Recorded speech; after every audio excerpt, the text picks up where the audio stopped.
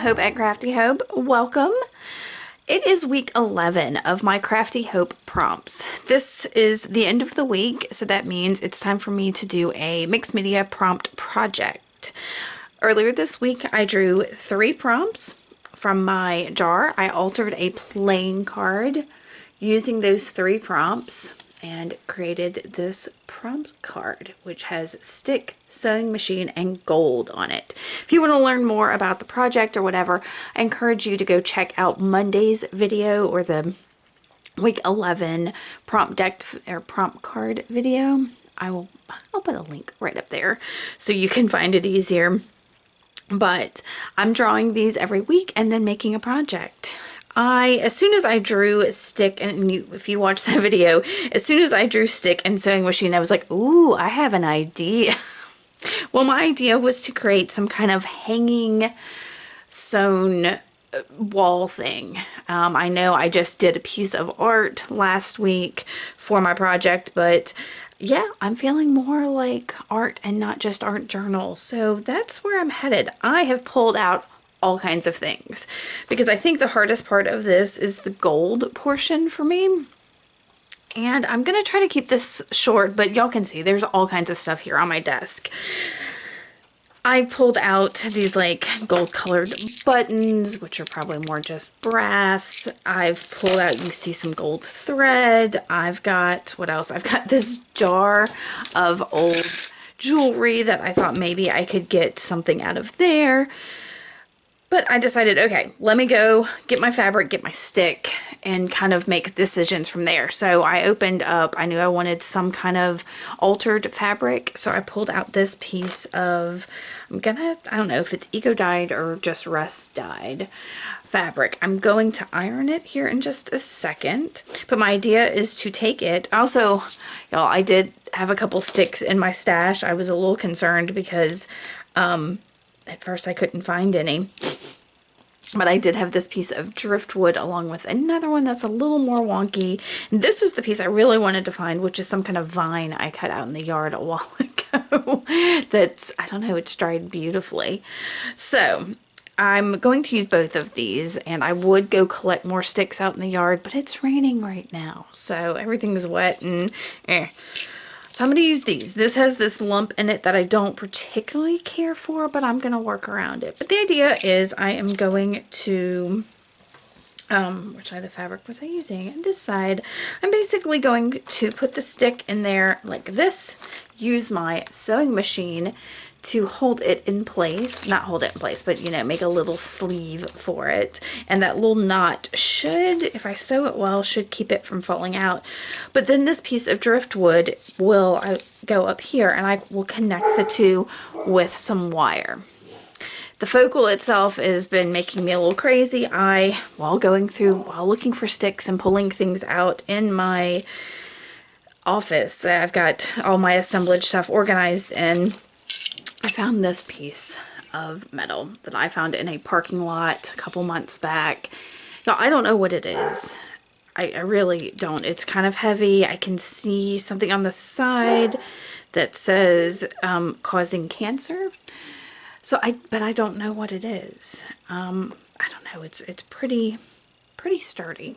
So anyway, it looks like a flower to me, and I kind of love it. So I think I'm going to mount it on here, maybe glue it and sew it on with the gold thread. I've decided that I also, in going through all that stuff, I found this little key tag thing that's really neat that for some reason I want to put on there. I've been playing with this stuff for a while now, y'all. Put my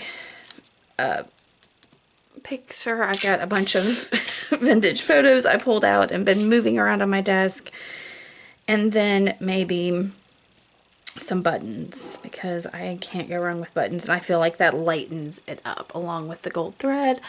I think it's going to be kind of cool. I'm excited to get started on it. So that's why I've turned the camera on, because I started to start on it and go iron this, but I was like, nope, I'm going to go talk my way through this. So I'm going to go get this fabric ironed, and then we're gonna do this. Sorry for the long intros, y'all. I hope you're enjoying this. Let me know what you think. All right, let's get to it.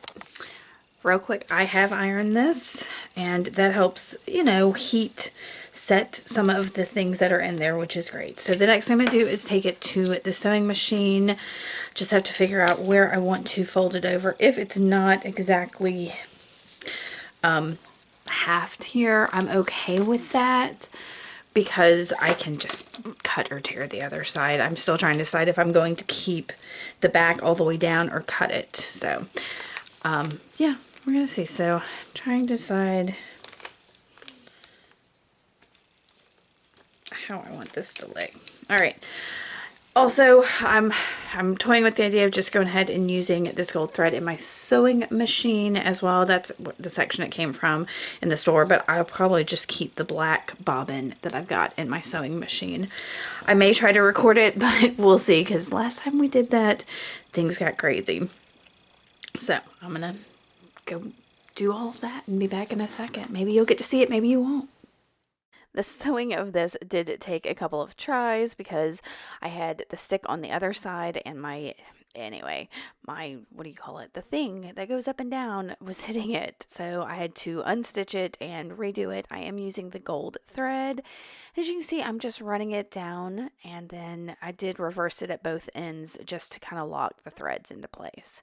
And that's it. I have got that sleeve in there. I also want to show you, my husband ran that stick with the bump through the bandsaw to get the bigger part of the lump off for me, so it wasn't so wonky. So he did help a little. And now it's down to like just assembling all of this.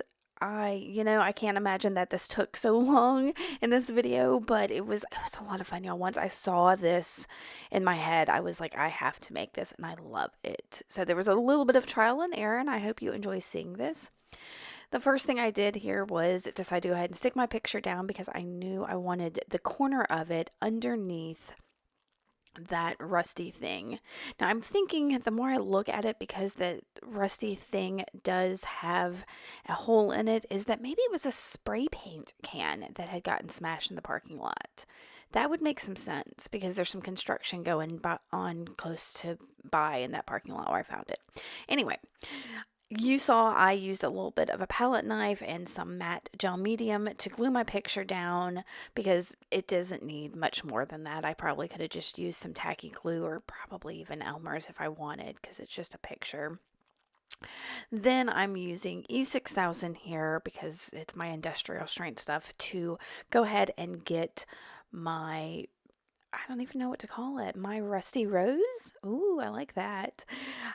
Get it glued down. Now I will say that when I glued it, I didn't put it exactly where I had it, a little more centered in my trials, and you can see here where I played and took pictures of the placement, and after I glued it down, realizing my placement was off and I had to rearrange some things. So yeah, and before I glued anything else, I went ahead and threaded just a needle with some of that gold thread. Now I did double it and put a knot at the end, because I wanted it a little bit thicker for some reason. And I am going to stitch this bit of my rusty rose onto it. Now, because I did keep that back piece, there's a little bit of it becomes a little cumbersome, and that rusty piece is so heavy, y'all. It was really heavy. And so basically I'm going to divide this into 4. This is how my thought was, that I went up through the center of that. Like I said, it's got that center hole, which I think, like I said, could have been some kind of spray paint can. That makes a lot more sense than some of the other things I was thinking.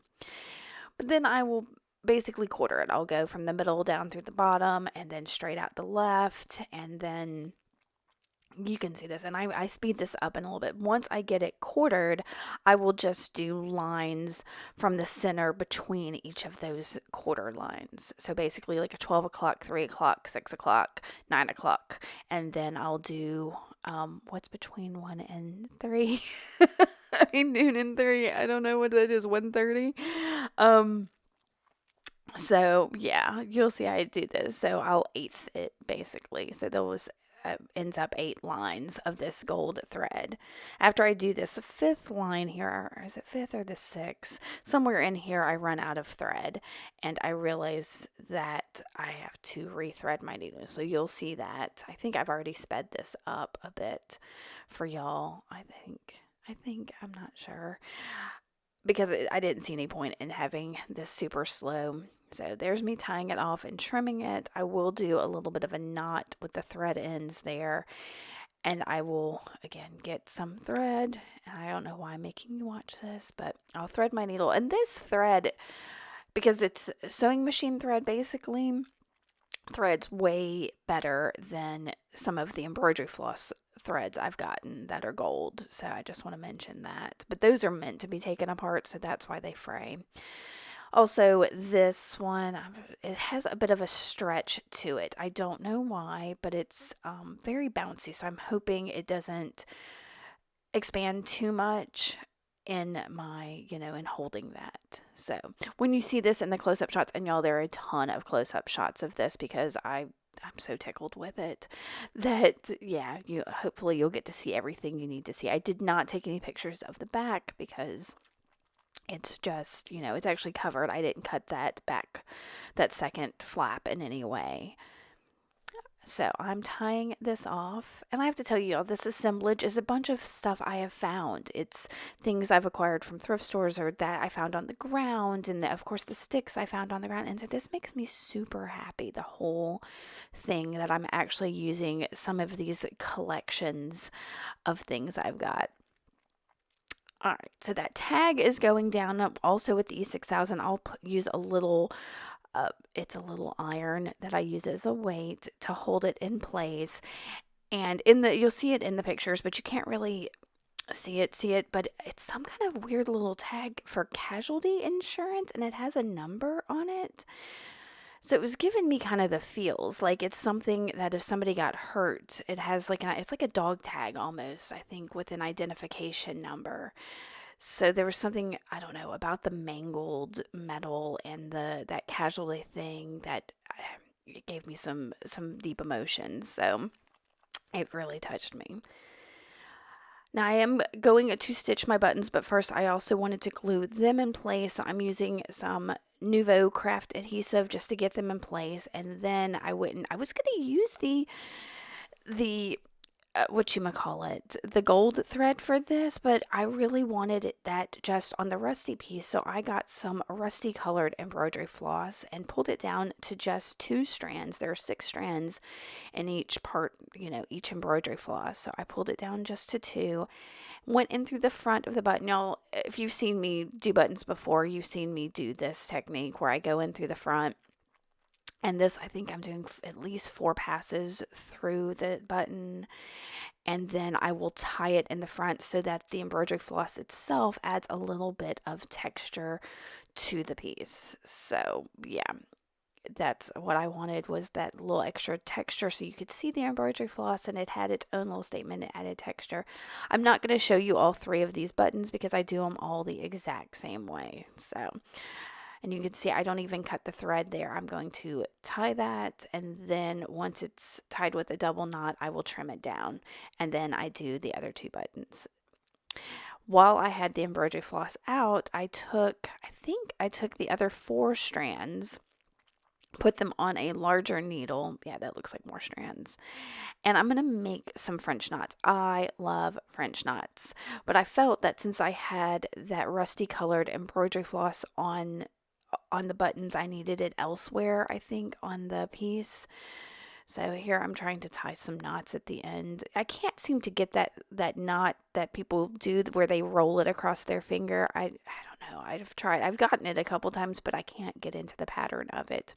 Anyway, I'm going to do some French knots. You'll see me do this a couple times. You pull your thread through, and say there, you wrap it around your needle several times. The more wraps, the bigger your knot's going to be. And then you go back in through your substrate, just off from your original hole, not very much off, but just so that you're not going back through the same hole. And you pull it down, and you have this little knot. It almost looks like a little rosette. It's not, but it looks kind of like one. And there my tail was trying to be wily on me. So you'll see me do this a couple times. I think I do 5 up there on that right corner, and then I decide to do a 6th one over on the gentleman there. I think his name is Jimmy. When I put that down, there was a note on the back, and it said Leanne and Jimmy is ugly. So I don't know. I didn't like that it said that because I think they're a super cute couple. I actually think I have another set of photos from them at some other point in their relationship. So, because I got a box of family stuff. So, yeah. All right. So that is, how many is that? That's 4. I'm trying to decide where I want my next one. And because I was going to go through the picture there, you can see I kind of pre-punched my hole so I could get it exactly where I wanted it. And I'm just doing 2 wraps with these 4 strands because I don't want anything too bulky. And then I'll do his shoulder. And I'm just kind of guessing there because it was just anywhere on his shoulder was going to be fine. Now this also helps secure that picture beyond just the matte gel because I've got this bit of embroidery on here. Now my knot on the back here got wily. I think I cut some of this out because, yeah, it didn't. I had to... It was not good. So once that is all done and laid out, the most of my focal there is done, y'all. It's coming down to just wiring everything up. And that got a little crazy for me, but I pulled out my folder of wire. I've got a link on how I organize my hardware store wire. I'll put a link up in the right corner, but I grabbed some 19 gauge black annealed seal wire that I have pre-cleaned. I clean it off and seal it so it's not so gooky, but I realized that wasn't going to be exactly what I wanted. It was too thick for what I wanted to do. So I also pulled out some rusted 22 gauge wire. This is something I bought on Amazon. I'll put a link to it. It's supposed to just be like decorative wire that you put like around your house. The little spools are supposed to be decorative, but y'all, if I've got wire, I'm going to use it. It's not decorative for me. So you can see I kind of went to the middle of this long length that I cut. It was definitely over a foot, and wrapped that several times around that bottom stick and then twisted it, about 3/4 of an inch up to the top stick, and I wrapped it each end several times around and then twisted it again. So you'll see me do that again on the other side. So I'm trying to get everything to lay straight and turn, like the sticks turned in the direction I want them to turn, because both of them have a bit of a curve to them and I want them to kind of be open away from each other. So here I'm cutting another nice long length of wire, going to the middle of it, and then wrapping each side, well, at least one side around it, making sure it ends on the top, and then I'm twisting like you would like a bread tie up a little bit. I'm trying to see how much a twist I need. And then I think this side I got a little bit precious about it, but then I will, somewhere in here things went, I had to undo it. I think I needed more of a twist. Yeah. So I'm going to twist it just a little bit more, and then I will make sure using the ends of the wire, loop it around under things and secure that. Now, the big thing for me was making sure that those wires, this is part of the reason I used the thinner gauge wire, is I could get them tight so that they wouldn't slip off the ends. So I am going to get those tightened, make sure everything's nice and tight. And there's that 19 gauge wire I had earlier, and I'm just kind of trying to decide what to do with it. If the length that I had was long enough, it was. So I am going to take the ends of my wire, bring them back under the bottom of, that space between the 2 sticks, and wrap the wire around those twists. And then I will cut it so that the ends are kind of hidden. I will also use some other pliers, like some chain nose pliers, to kind of tuck where I've cut it. I've got this thing, because I use so much wire, I do not like it poking up. Because it's a danger, it's a hazard. I don't like it. So I'm going to do that. This side I had a little bit of a trickier time because one of my ends was really, really short. So I'm having to play with it just a little to get it tucked just the way I want. And I make sure with that longer in there, I kind of go over that other one so that it's hidden a bit. And then I'll trim it. And my last thing I'm going to do is add that thicker gauge wire as the hanger for this. The driftwood is kind of soft, and so I definitely didn't want it as a hanger because it's just kind of brittle.